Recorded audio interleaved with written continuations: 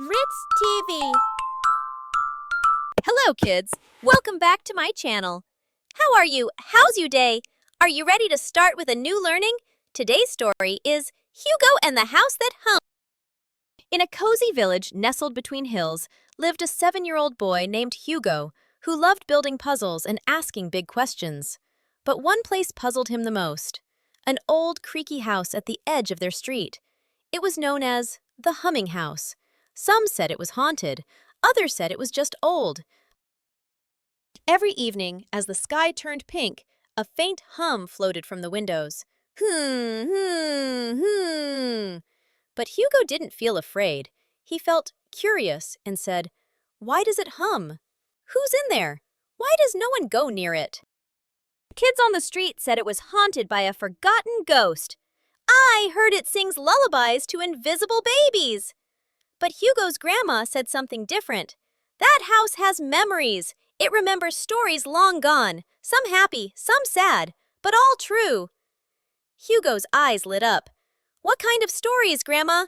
Only someone with a kind heart and a brave spirit can hear them."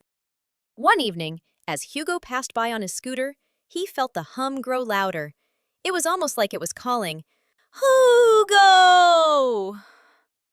He stopped. The wind swirled. The front door creaked slightly open. He looked around. No one else noticed. His heart thumped and curiously said, "Should I go in?" The floorboards creaked. Dust floated in golden sunlight pouring through cracked windows. There were photos of children, tattered toys, and an old piano with a single note softly humming. He touched the piano key. Ting! The hum stopped. Then, a voice. "Is someone there?" He gasped. A shimmering figure appeared, faint and smiling. Not scary, not mean, just lonely. The figure spoke softly. "I'm Helen. I once cared for children who had nowhere to go. We played games, read stories, and hummed songs to sleep.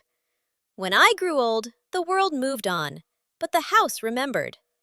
Hugo's heart ached. "Are you stuck here?" "No," Helen said, "just waiting to be remembered." Hugo ran home and told Grandma everything. She smiled with teary eyes. "Helen was my aunt. That house was full of love once." That night, Hugo made a plan. He cleaned up the house with Grandma's help. He painted the windows, dusted the floors, and filled the shelves with books. Then, he invited the kids in the neighborhood for a special evening. Story time at the Humming House!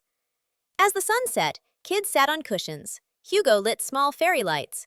Then, he pressed a piano key. Ting! A soft hum filled the room. "Tonight," said Hugo, "we're hearing stories the house remembers."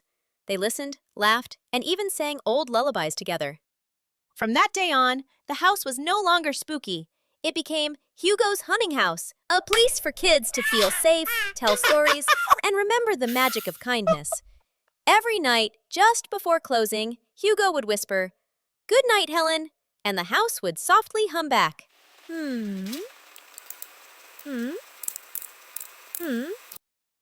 So kids, what moral of the story we have learned? Sometimes what we fear is only something waiting to be understood. With a little courage and a lot of kindness, even a haunted house can become a home. The end.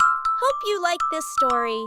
For more such content, please like, share, comment, and subscribe to my channel.